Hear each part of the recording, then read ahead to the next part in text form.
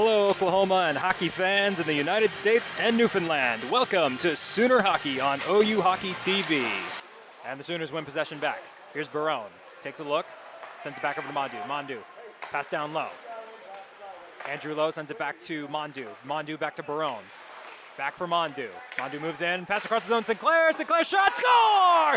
Welcome back, Brendan Sinclair!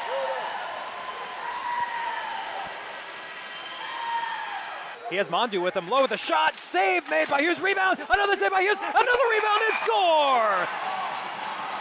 Third time is the charm for Andrew Lowe. Number 88 gets on the board. Sent it to Glass. Glass tried to chip it to Sinclair. Sinclair's got a bit of space now. We got a 2-on-1. We got Sadler and Sinclair. Sinclair with a shot. Score!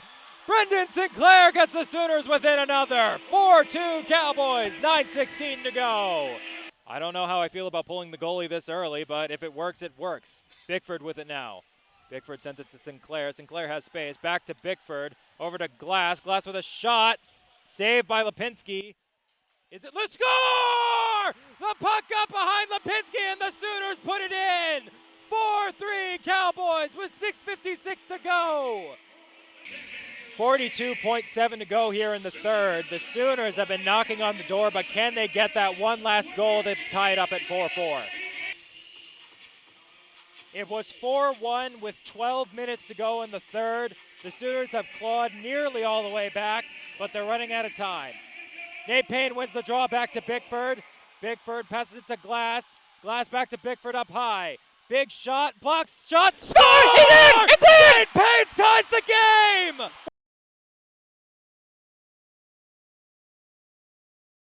Just dump it in the corner. Playing college club hockey doesn't come with many benefits, so how do these coaches get players to come to their programs? Well, OU hockey head coach Peter Arvanitis has a pretty simple outlook on recruiting. He lets his university's name do the talking. I think first and foremost, you got to be able to have a university that has a good background. And obviously the University of Oklahoma has that. It's got a strong alumni. But at the same time, the kids also come here to play competitive hockey. And then when you combine the both, I think it's a pretty easy decision. The Sooners play in Division I of the American Collegiate Hockey Association. The players are not on scholarship, nor do they receive NIL money from the school. So, between that and the late night practices here at the Blazers Ice Center, the reason for playing is quite simple: the love of the game. I was planning on going a couple of years of playing hockey, but wasn't expecting OU really. But he just convinced me, and I'm having a blast. So. You know, being able to play hockey again, I've been out of competitive hockey for a year and a half, so being able to do that is always fun. I originally came to OU just for fun, have a good time, good football, cool school, big university. I actually didn't even bring my gear here. I was a little hesitant because I didn't really think I was going to keep playing hockey so much after juniors. But at the end of the day, I ended up getting my stuff shipped down here and definitely don't regret that.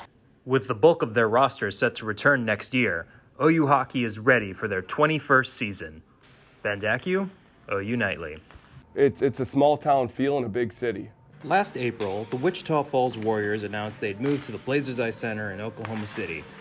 With the move, Warriors head coach Garrett Roth's mission is simple: help grow the game of hockey in Oklahoma. The biggest thing for us coming to Oklahoma City is it's a big market. It was an opportunity for us to get involved in the youth community and try to help drive hockey here in Oklahoma City. When the Warriors came up north from Wichita Falls, the Blazers Ice Center got some upgrades. These metal bleachers I'm standing on happen to be one of them. But the players that play on the ice here are proud to call Oklahoma City their home. Being a leader of a team in a big city, it's pretty fun, and there's a lot of fans, and there's a great hockey community here, and they're really in tune with the team and involved. We're in the South, so hockey's, not the primary sport, but the people that play down here are very passionate, and it's kind of like a family. Many of us come from places where hockey is a bit bigger, and so we don't really experience like that void of hockey being gone. While the average Oklahoman may be surprised by this, hockey actually has a lengthy history in the state. Even though it's a football state, Oklahoma has had hockey since the 30s, and the Blazers were fantastic. And now that the Warriors are here, we'd like to see it continue to spur interest in hockey. Ben Dackiw, OU Nightly.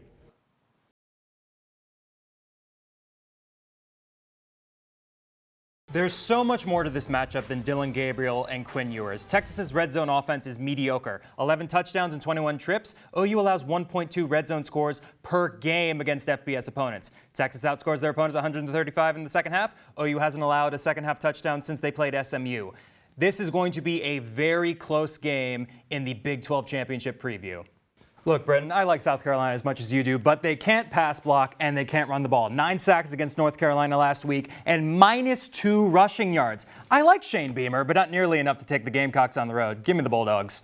Georgia just isn't playing like the #1 team in the nation. I don't like slow starts. Kirby Smart doesn't like slow starts. If they start slow against Kentucky like they did against Auburn, they're going to get punched in the mouth. The Wildcats are going to beat the Bulldogs for the first time since 2009. They're going to take control of the SEC East.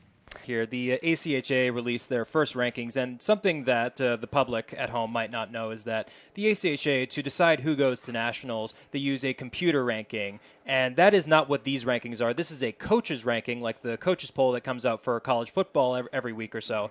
And it came out today, and there are some things that weren't really surprising. Minot State, they came in at #1. The Beavers, once again, looking like an absolute juggernaut, defending national champs. I get all that. UCO came in at #5. They're a very good team as well. Probably going to be at the top of the WCHL with the Sooners for most of, if not the entire season. The Sooners, however, were left off the top 25 rankings entirely. What is your reaction to that?